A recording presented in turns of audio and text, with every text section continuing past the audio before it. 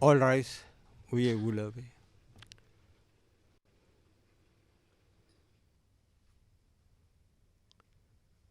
The International Criminal Court is now in session. Lord John Ruku Panel International at Uwait. Please be seated. Veuillez vous asseoir.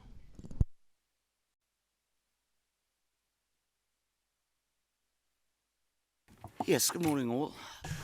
Présidente, bonjour à tous. Peut-on appeler l'affaire, s'il vous plaît, Madame la greffière?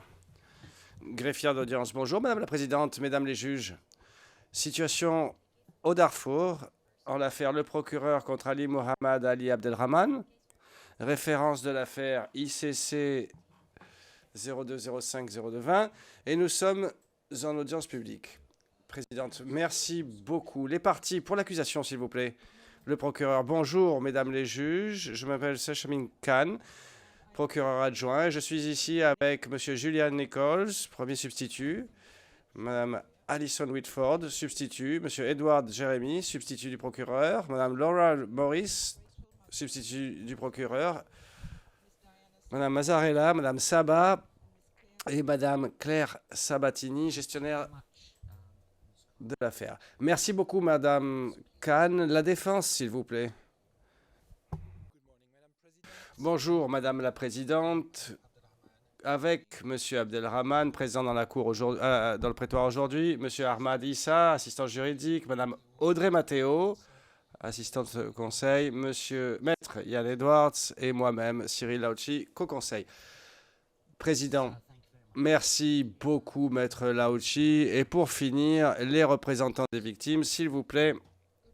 Bonjour, Madame la Présidente, Mesdames les juges. Les victimes participantes sont représentées aujourd'hui par mon stagiaire, Abdelrahman, et moi-même, Nathalie Van Wistinghausen. Et je souhaite mentionner Sef Cassis et Mohamed Guittar, mes deux gestionnaires de l'affaire, qui suivent à distance avec beaucoup de victimes participantes. It's not working. Is there another one? Okay. Oh, don't worry. Il n'y en a pas d'autres. Ok, c'est pas grave, j'en ai pas besoin. Non, non, c'est pas ça. C'est la machine. Bon.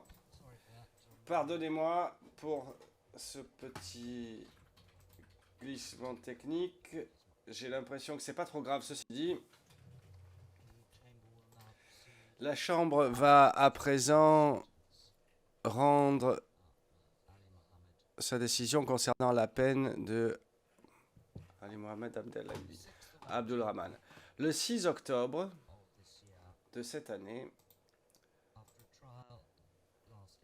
après un procès de 134 jours, s'étendant sur une période de 2 ans et demi, résultant essentiellement de la nouvelle violence qui a éclos au Soudan et qui a commencé au mois d'avril 2023, jusqu'à présent. La Chambre d'instance a déclaré unanimement Ali Mohamed Ali Abdelrahman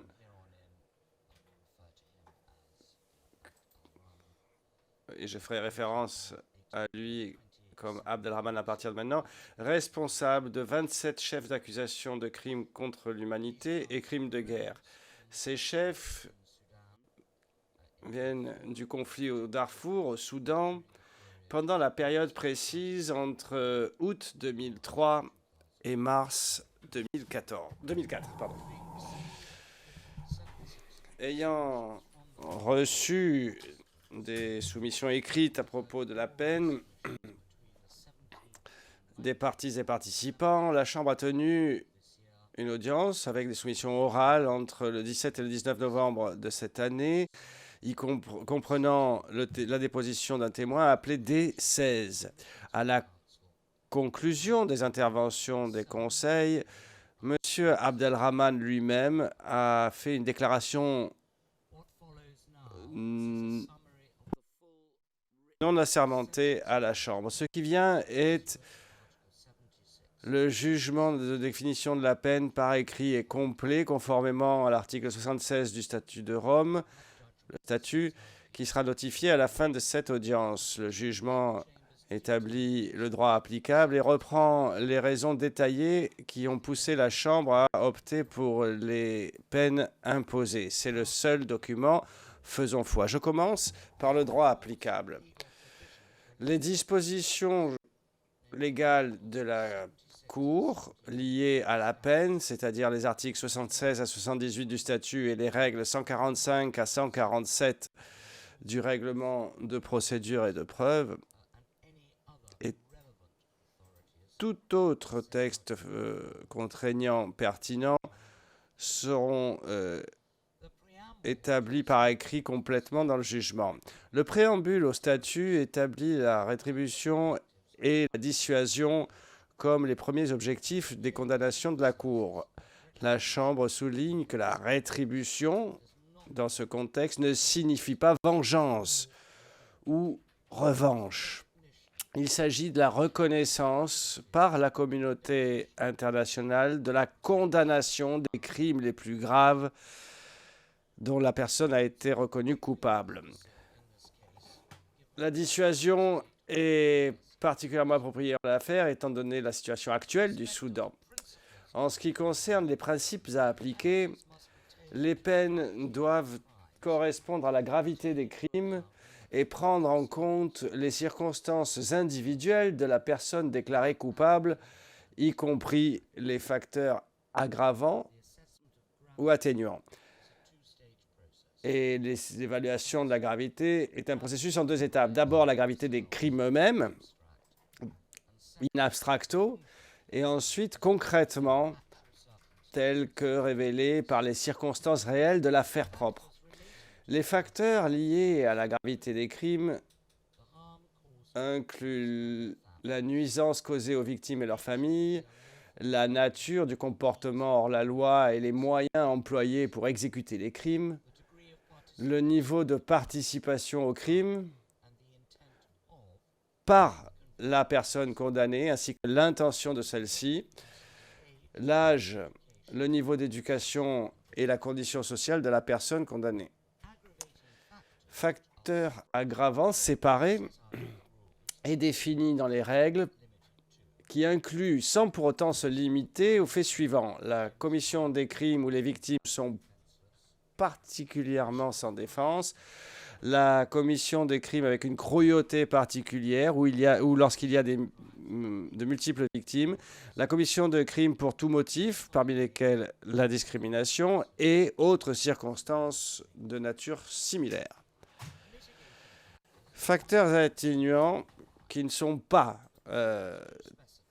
complètement définis, mais les règles précisent, et je le cite, des circonstances qui ne constituent pas une base suffisante pour exclure la responsabilité pénale. Fin de citation. Comme par exemple, capacité substantiellement diminuée de la personne après les actes, y compris les efforts de la personne pour compenser les victimes ou sa coopération avec la Cour. La Chambre doit être convaincue de ces circonstances atténuantes selon un équilibre des probabilités. Et c'est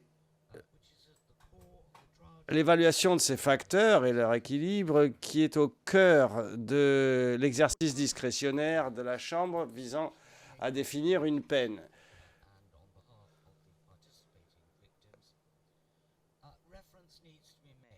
Avant de passer aux crimes et aux interventions par les parties et pour les participations des victimes, une référence au régime de définition de peine applicable. La défense a mis en avant par écrit, et l'a souligné encore dans ses interventions orales,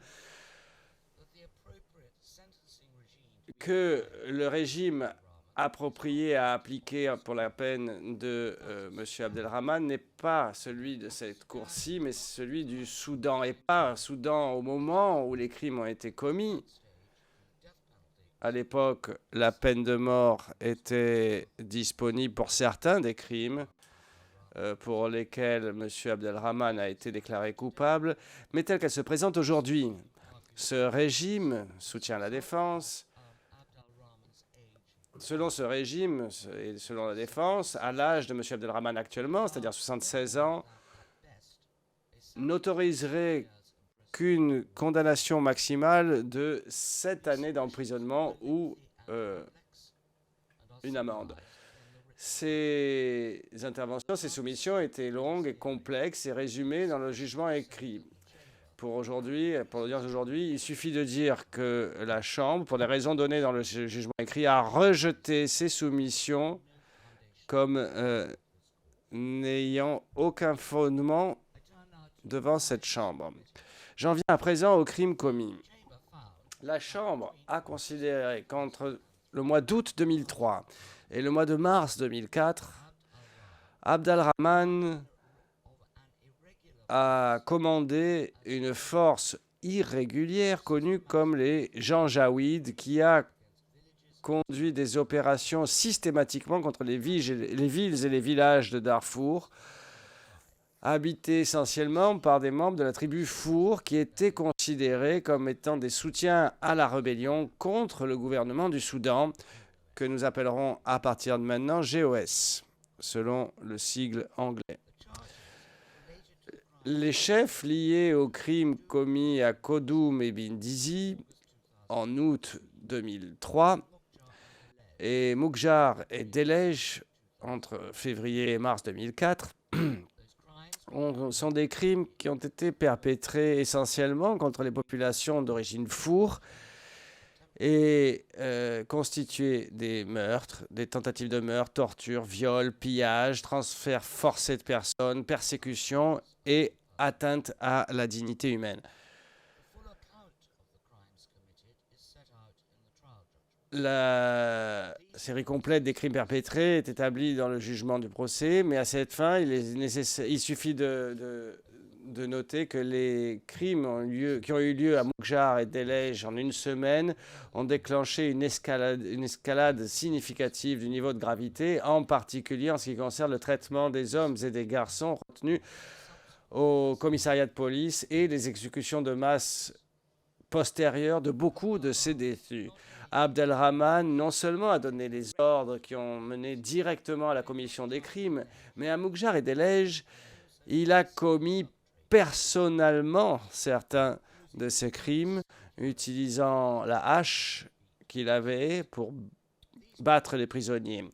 Ces coups, en particulier sur 2 hommes considérés comme des responsables par la communauté Four, Adam Abdelrahman, surnommé Génif, le coordinateur des PDF à Garcila, et Adam Abdelrahman, le cheikh de Massa, connu également sous le nom de Cheikh Motor, des coups qui ont directement entraîné leur mort. Ceux qui sont morts résultat des crimes de Moukjar et Delej, pas moins de 167 personnes, dont certains garçons, enfants. Certes, une des victimes de l'opération de Delej, telle qu'établie dans les soumissions écrites des représentants des victimes, décrivait son expérience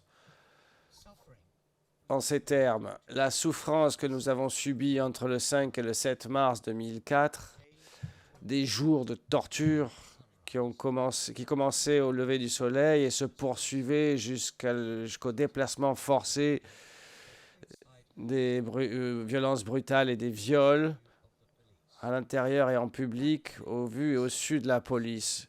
Ce jour-là, le soleil brûlait. Ali lui-même marchait sur les têtes des gens qui étaient allongés face contre terre, des hommes, des femmes et des enfants hurlaient de douleur. Certains étaient blessés par armes à feu et d'autres étaient frappés avec des axes.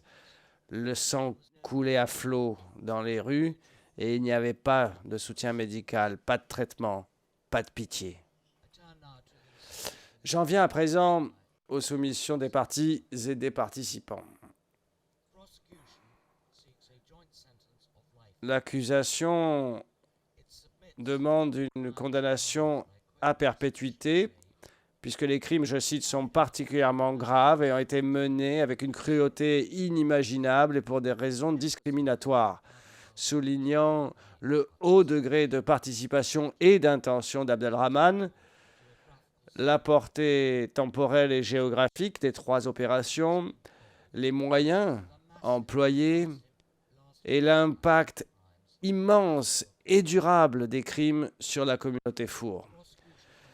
L'accusation souligne que la Chambre a considéré qu'Abdelrahman était de facto en contrôle des janjaouides qu'il commandait et qu'à l'occasion, même sur le personnel des forces gouvernementales soudanaises régulières. Même s'il n'était pas au niveau des commandants du gouvernement du Soudan, Abdelrahman prenait des instructions directement du ministre Haroum et se montrait un auteur enthousiaste, énergique et efficace. Fin de citation. En ce qui concerne les facteurs atténuants, l'accusation a soutenu qu'il n'en y a aucun qui pourrait envisager de permettre une réduction de la peine. Aucune circonstance où le comportement personnel, contextuel ou comportemental donc de M. Abdelrahman réduit sa culpabilité. La défense soutient pour sa part qu'une vie à perpétuité ou même une prison de peine quelle qu'elle soit équivaudrait à une prison à perpétuité, un emprisonnement à perpétuité. Au contraire, elle requiert que la Chambre impose une peine d'emprisonnement qui préserve les possibilités de libération au vu de l'âge de M. Abdelrahman, ses circonstances personnelles, son degré de culpabilité ou, à défaut, s'il convient, une amende. La défense soutient qu'une démonstration de remords était contraire à la défense d'Abdelrahman et donc ne pouvait pas être exprimée. Et la défense soutient que cette omission ne peut pas être considérée comme un facteur aggravant, puisque M. Abdelrahman a le droit de ne pas se déclarer coupable. Donc, en ce qui concerne ces éléments atténuants, la défense soutient plusieurs facteurs qui se divisent en 2 catégories, ceux qui ont trait au crime et ceux qui ont trait à lui-même personnellement. La première catégorie reprend ce qui est considéré, ce qui est dit étant le rang de subordonné d'Abdelrahman, son autorité limitée et l'absence de discrétion. Deuxièmement, une erreur de droit ou de gravité par rapport aux circonstances. Et enfin, des circonstances spécifiques dans lesquelles il a tenté de protéger, de préserver la vie, d'éviter des violences sexuelles.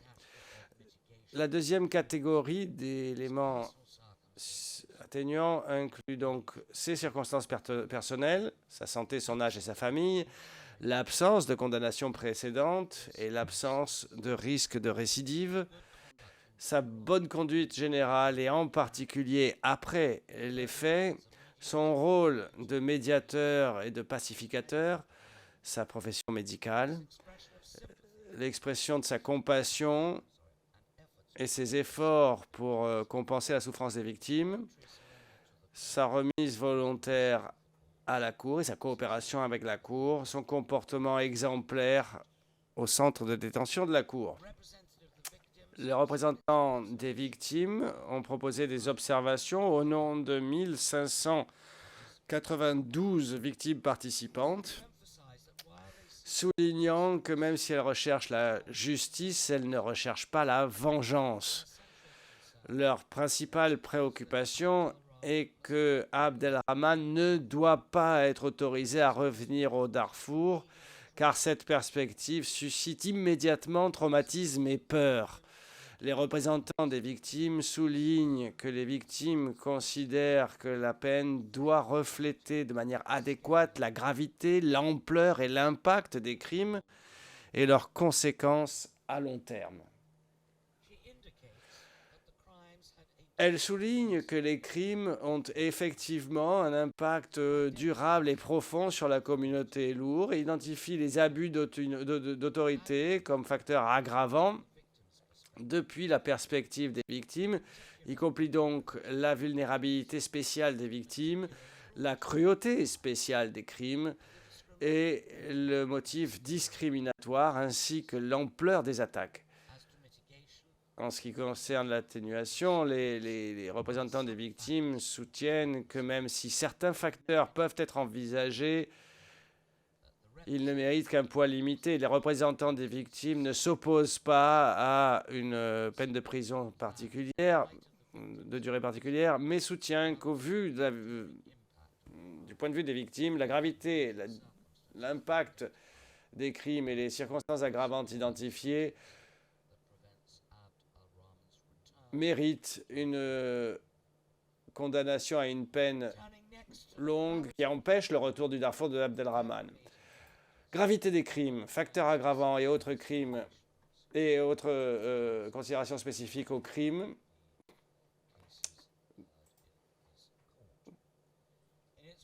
Tel que cela est fait dans les affaires jugées devant cette Cour. Dans son jugement écrit, la Chambre relève ces facteurs selon 3 catégories. D'abord, les facteurs et considérations qui sont communs à l'ensemble des 3 opérations. Deuxièmement, facteurs ou considérations qui sont communs à l'ensemble des crimes perpétrés dans chacune des opérations, concrètement Kodoum, Bindizi, Moukjar et Delej. Troisièmement, facteurs et considérations propres à chacun des crimes.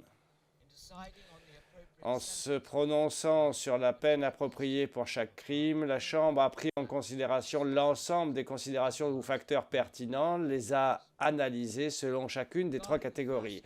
En ce qui concerne la première catégorie d'analyse, c'est-à-dire des facteurs communs à l'ensemble des opérations par rapport à la gravité de l'ensemble des crimes, on retrouve le rôle de leader des Janjaouid d'Abdelrahman dans les localités de Wadi Sali et de Moukjar, son accès, sa relation étroite avec des personnages essentiels du gouvernement du Soudan au niveau national et local et le haut niveau de planification des crimes.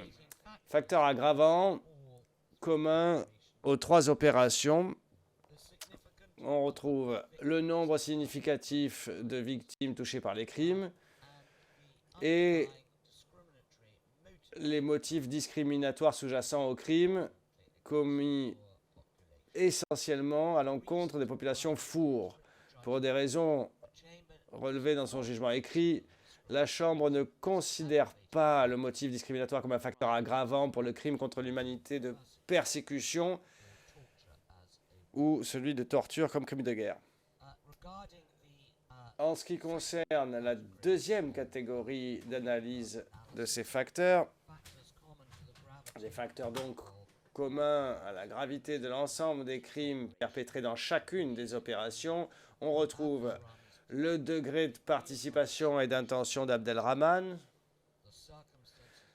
les circonstances dans la façon, le lieu et le temps des crimes, et par rapport aux facteurs aggravants applicables aux crimes commis pendant les opérations Moukjar et Delej, la Chambre souligne la vulnérabilité particulière des victimes et, à l'exception du crime contre l'humanité de torture, le caractère sans défense spécifique aux victimes. Et ce, parce que ce facteur aggravant est contenu dans la définition des crimes eux-mêmes. Enfin, s'agissant de la troisième catégorie d'analyse, notamment les facteurs spécifiques à la gravité de chacun des crimes, ces facteurs comprennent les circonstances de la manière, du moment et du lieu, la nature du comportement illicite, les moyens utilisés pour exécuter les crimes et les facteurs aggravants spécifiques à chacun des crimes comprennent la commission avec une cruauté particulière et la commission contre des victimes particulièrement vulnérables et impuissantes.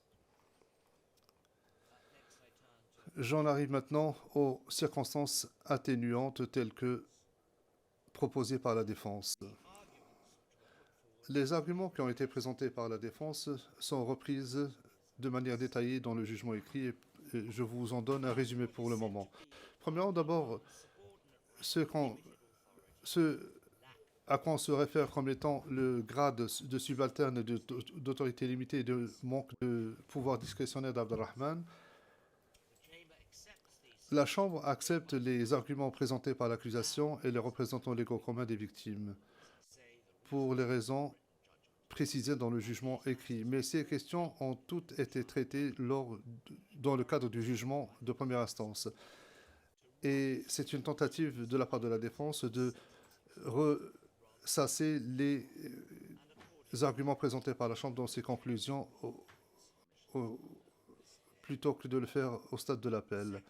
Par conséquent, la Chambre rejette les observations de la défense. Deuxièmement, les situations particulières au cours desquelles il aurait agi pour protéger ou préserver la vie et empêcher des violences sexuelles.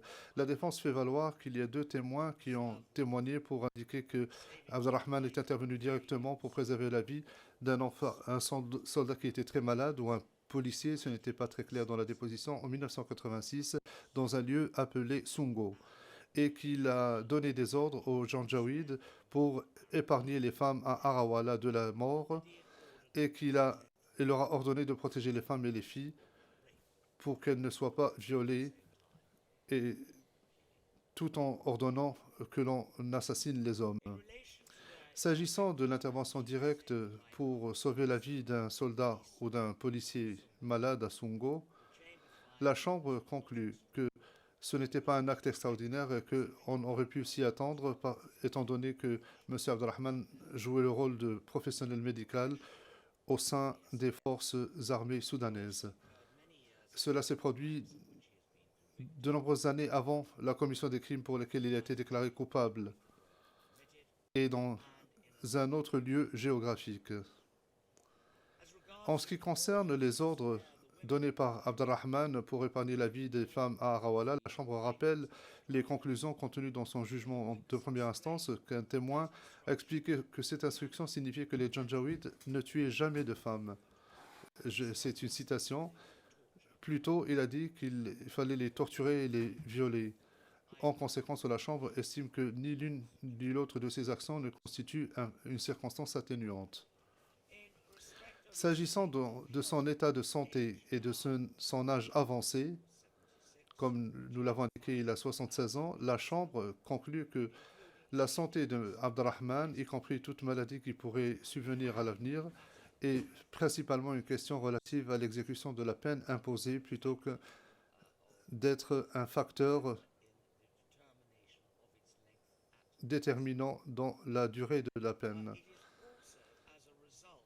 Et c'est également une conséquence de la reddition tardive d'Abdelrahman. C'est pourquoi la Chambre doit maintenant tenir compte de son âge avancé. La Chambre note également le point de vue des victimes qui s'opposent farouchement à une réduction considérable de la peine du fait de son état de santé. Quoi qu'il en soit, la Chambre a pris en compte l'âge ou le facteur âge dans la détermination d'une peine unique, mais dans une mesure très limitée. En ce qui concerne les circonstances familiales d'Abdelrahman, la Chambre note qu'Abdelrahman a eu des contacts avec des membres de sa famille qui semblent tous être au Soudan et que ce contact est très limité. Elle note en outre que, bien que le rôle d'une personne condamnée en tant que parent puisse être un facteur à prendre en considération dans la fixation de la peine, les droits de l'homme reconnus internationalement reconnaissent le fait que la détention légale implique, de par sa nature, une privation de la vie familiale. Les conditions familiales, sociales et économiques d'Abdelrahman, y compris le fait que c'est lui qui est le père de famille, c'est quelque chose de commun à de nombreuses personnes condamnées. Par conséquent, ça n'a rien d'exceptionnel. En conséquence, nous estimons qu'il ne s'agit pas là d'un facteur qui pourrait compenser le préjudice subi par les victimes de ces crimes et, par conséquent, militer en faveur de la réduction de la peine à lui imposer. La Chambre conclut que les faits le fait qu'Abdelrahman n'ait pas de casier judiciaire ou de condamnation préalable antérieure ou qu'il n'y a pas de risque de récidive ne constitue pas des circonstances atténuantes eu égard aux 27 chefs d'accusation pour lesquels il a été reconnu coupable. Comme l'accusation l'a fait valoir, ce n'est pas exceptionnel dans le cadre d'un procès international pour les personnes condamnées de ne pas avoir de dossier de casier judiciaire antérieur. La défense fait en outre valoir que la Chambre devrait considérer la bonne conduite ou la bonne moralité d'Abdelrahman d'une manière générale, son rôle de médiateur et de promoteur de la paix, et que cela doit être pris en compte à la lumière des éléments de preuve présentés au procès par plusieurs témoins qui ont connu Abdelrahman sur le plan personnel et professionnel. Toutefois, comme l'a indiqué la représentante légale des victimes, la Chambre estime que la bonne conduite et la bonne moralité, qui sont fortement contredits par la prépondérance des éléments de preuve, ne suffisent pas pour militer en faveur d'une réduction de la peine. La Chambre ne considère pas que la profession médicale d'Abdelrahman en soi constitue un élément significatif qui justifierait la réduction de sa peine. En fait, bien au contraire, comme cela a été expliqué par les représentants des victimes, du fait de sa profession médicale et de ses connaissances médicales, est un facteur à prendre en considération comme étant un facteur aggravant les crimes qu'il a commis et pour lesquels il a été reconnu coupable. Sur la base de sa formation médicale, il aurait dû savoir comment sauver des vies et par ses actions, il a délibérément contribué à des actes contraires à sa formation, notamment en ce qui concerne les crimes qu'il a commis directement. S'agissant des victimes, la défense signale d'abord les instructions données par Abdelrahman à ses conseils pour demander des réparations au nom des victimes à partir de la phase préliminaire au moyen de lettres et de rencontres avec le fonds profit des victimes et plus récemment au moyen de communication auprès d'ambassades. Deuxièmement, la défense fait valoir que la Chambre devrait prendre en considération les expressions d'empathie manifestées par lui dans le cadre de déclarations non assermentées devant la Cour. Par son jugement, la Chambre a conclu qu'Abdelrahman était responsable de la souffrance subie par les victimes, une responsabilité qu'il nie et qu'il continue de nier aujourd'hui. La Chambre estime qu'Abdelrahman s'est contenté de faire des déclarations sans conséquence s'agissant de la souffrance des victimes et qu'il n'a pas pris les mesures nécessaires pour faciliter la procédure en réparation. La Chambre conclut également qu'il serait erroné de suggérer qu'il, et je cite, insistera sur ce que les victimes reçoivent des réparations. Fin de citation. Comme l'ont indiqué les représentants légaux des victimes, sans condamnation, une chambre de première instance ne peut pas rendre d'ordonnance portant réparation. Ce message incongru concernant les victimes ne peut pas être pris en compte dans le cadre de la procédure de réparation ou comme un effort pour dédommager les victimes. La dernière fois qu'il s'est adressé à la Cour, Abdelrahman a fait référence de manière assez générale aux victimes de 2003 et 2004, à leur droit de recevoir des réparations, et a déclaré que les récits des témoins concernant ce qui s'est passé à Koudoum, Bindizi, Moukjar et Delej, et je cite encore une fois, étaient horribles. Fin de citation. La Chambre conclut que sa dernière déclaration non assermentée était une expression calculée et dénuée de sincérité et qu'elle n'exprimait pas son empathie. Parce que dans le cadre des moyens de défense présentés par Abdelrahman, de manière explicite et implicite, il a laissé entendre que les témoins de l'accusation, y compris les témoins jouissant d'un statut double et les victimes participantes, avaient soit menti ou, au mieux, omis de manière négligente de dire la vérité. En conséquence, la Chambre ne conclut pas que Abdelrahman, par ses actions s'agissant des réparations ou ses déclarations non assermentées, n'a présenté des facteurs atténuants qui militeraient en faveur de la réduction de sa peine. La défense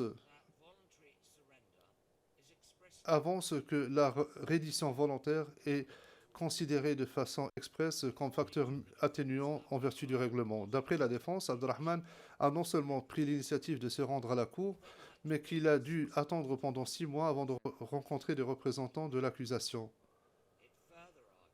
Elle fait valoir en outre que Nonobstant la reddition tardive de Abdelrahman et nonobstant le fait que ses motifs étaient peut-être intéressés, étant donné qu'il n'y avait aucune possibilité réaliste que le Soudan procède à l'arrestation et au transfèrement d'Abdelrahman à la cour, la seule raison pour laquelle il y a eu un procès, c'est parce que lui, il a décidé de se rendre et de se soumettre à la compétence de la cour. La défense soutient par ailleurs que la décision de la Chambre pourrait, et j'utilise le mot qui a été utilisé par la défense, inspirer d'autres suspects visés par la CPI et les amener à se rendre s'il y avait possibilité de réduction de peine. S'il est vrai que l'on reconnaît que les raisons pour lesquelles M. Abdelrahman s'est rendu à la Cour étaient intéressées et que ce n'était pas motivé par des remords, la Chambre accepte néanmoins l'argument de la défense selon lequel la reddition volontaire est la façon la plus décisive de coopérer avec la Cour lorsqu'on est suspect. La Chambre accepte également l'argument de la défense que même si elle intervient tardivement, la présence d'un suspect est préférable à l'absence du suspect. En conséquence, la Chambre considère que la reddition volontaire d'Abdelrahman est un facteur qui milite en faveur de la réduction de sa peine globale, même si sa valeur est limitée eu égard aux circonstances particulières que nous venons de décrire. Finalement, la défense soutient ou rappelle la conduite exemplaire d'Abdelrahman en détention et que cela devrait être considéré comme un facteur atténuant. La bonne conduite et la coopération avec la Cour pendant le procès est attendue de la part de toute personne accusée. Et en soi, cela ne peut pas constituer un facteur atténuant de la peine. Toutefois, un tel comportement peut être considéré comme un facteur atténuant s'il est considéré comme exceptionnel de par sa nature. La Chambre note que d'après le rapport du greffe, Abdelrahman a été, et je cite, une personne détenue exemplaire. Par conséquent, elle accepte l'argument de la défense selon laquelle la bonne conduite en détention joue un rôle important dans la promotion de la bonne administration d'un centre de détention international. Par conséquent, la Chambre estime que son comportement tel que décrit peut effectivement être considéré comme étant exceptionnel et en conséquence, elle considère qu'il s'agit là d'un facteur atténuant, même si son poids est limité. J'en viens maintenant au principe régissant la peine qui sera imposée. Le régime de peine de cette Cour exige que les peines individuelles soient prononcées s'agissant de chacun des chefs d'accusation pour lequel il était reconnu coupable. En outre, l'article 78.3 du statut dispose qu'une peine unique doit être rendue et que celle-ci ne doit pas être inférieure à la peine la plus élevée, la peine individuelle la plus élevée qui a été prononcée. S'agissant des peines individuelles relatives au chef d'accusation, la Chambre a examiné minutieusement les arguments présentés par l'accusation à la lumière des éléments de preuve présentés dans le cadre du procès. Au fin du présent résumé, la Chambre fait ressortir les éléments suivants. Elle conclut que le niveau de participation et d'intention d'Abdelrahman était identique lors des opérations de Moukja et de Delej. Par conséquent, les peines relatives aux crimes commis durant ces opérations sont les mêmes. Deuxièmement, elle ne fait pas de distinguo entre les peines relatives aux chefs de meurtre et de tentative de meurtre, puisque les éléments démontrent que ceux qui ont survécu aux exécutions l'ont fait simplement parce qu'ils étaient chanceux. L'intention d'Abdelrahman était d'exécuter toutes les personnes. En fixant une peine unique, comme cela a déjà été indiqué, la Chambre doit prononcer une peine conformément aux objectifs premiers de la Cour, à savoir la punition, la rétribution et la dissuasion. De plus, la Chambre admet que, ou tient compte du désir des victimes pour la reddition de comptes et la justice, ainsi que pour la paix et le rétablissement de celle-ci. Lors de la présentation de ces arguments oraux, la représentante légale des victimes a exprimé les vues des victimes relatives à la peine de la manière suivante. Ils disent que la justice pour eux n'est pas un concept abstrait. Ce n'est pas simplement une ligne inscrite dans un jugement. C'est la reconnaissance d'une vérité qui leur a été niée pendant longtemps. Du fait de ce qui leur est arrivé, du fait que ce n'était pas un accident de guerre, c'était une campagne d'extermination, d'humiliation et de déplacement menée et ordonnée par aucune autre personne, mais à part M. Abdelrahman, rien de plus et rien de moins. C'est ce qu'ils ont demandé c'est ce qu'ils voudraient voir inclus dans la peine. Je me reprends, pardon. C'est ce qu'ils ont demandé à voir reflété dans la peine que vous allez lui imposer. La condamnation d'Abdelrahman est la première reconnaissance du fait que le peuple du Darfour n'était pas victime d'un conflit intertribal ou de quelque chose de similaire. Elles sont les victimes d'une campagne délibérée.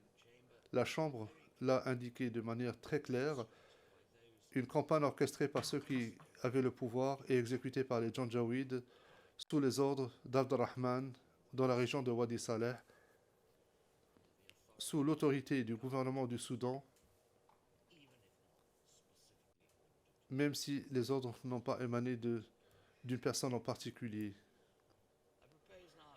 Je propose maintenant d'évoquer les peines applicables s'agissant de chacun des chefs d'accusation. M. Abdelrahman peut rester assis, je vais les passer en revue, mais il devra se lever lorsque j'en arriverai à la peine unique. Les peines ont été réparties en groupes. D'abord, les crimes commis lors des opérations de Kodum et de Bindizi. Chef numéro 1. Attaque contre une population civile constitutif d'un crime de guerre, 12 ans d'emprisonnement. Chef 2 et 3. Meurtre constitutif de crime contre l'humanité et crime de guerre, respectivement, 15 ans d'emprisonnement pour chacun des chefs. Chef numéro 4. Pillage en tant que crime de guerre, 8 années d'emprisonnement. Chef 5. Destruction de biens appartenant à l'ennemi en tant que crime de guerre, 8 ans d'emprisonnement. Chef 6 et 7. Autre acte inhumain constitutif d'un crime contre l'humanité et atteinte à la dignité de la personne en tant que crime de guerre, respectivement 12 ans d'emprisonnement pour chacun des chefs.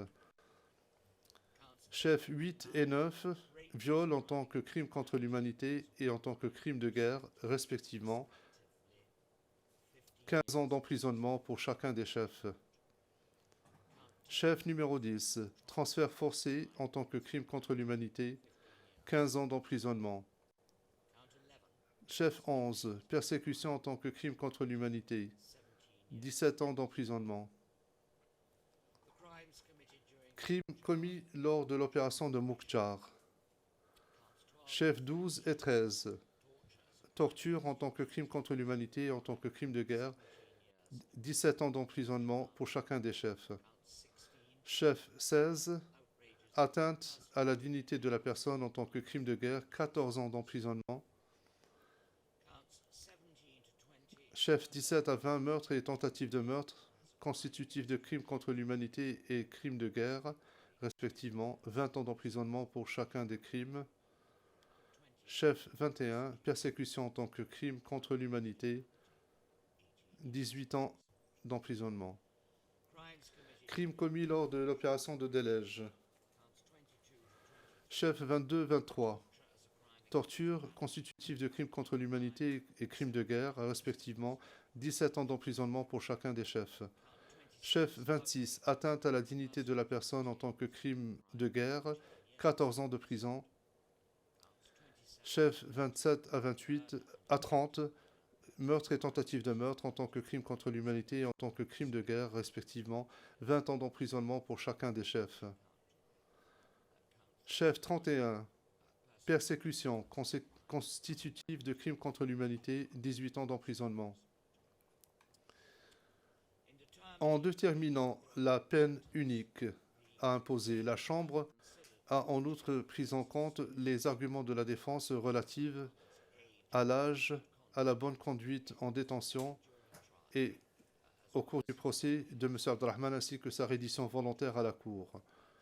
La Chambre a déjà reconnu que ces circonstances constituent des considérations pertinentes aux fins de la fixation de la peine appropriée. Toutefois, elle rappelle également la jurisprudence constante de la Cour, à savoir qu'elle ne devrait pas avoir un poids excessif. Eu égard aux circonstances spécifiques de l'affaire Abdelrahman, la Chambre accorde un poids limité à ces facteurs dans la fixation de la peine unique appropriée.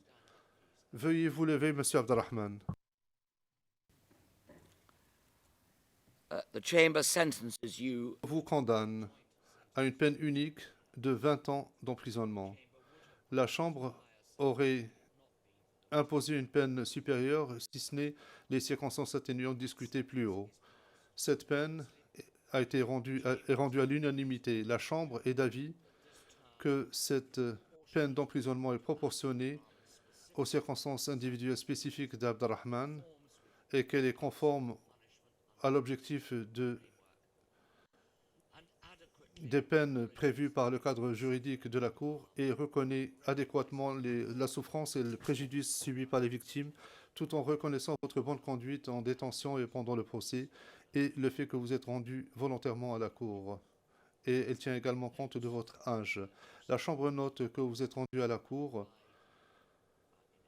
et que vous avez été placé en détention le soir du 9 juin 2020. En conséquence, la Chambre ordonne que le temps que vous avez passé en détention, à partir du date de votre reddition le 9 juin 2020, jusqu'à la date du présent jugement, soit déduite de votre peine. Veuillez vous rasseoir. that concludes. Voici qui met fin à cette audience. All right. We will love it.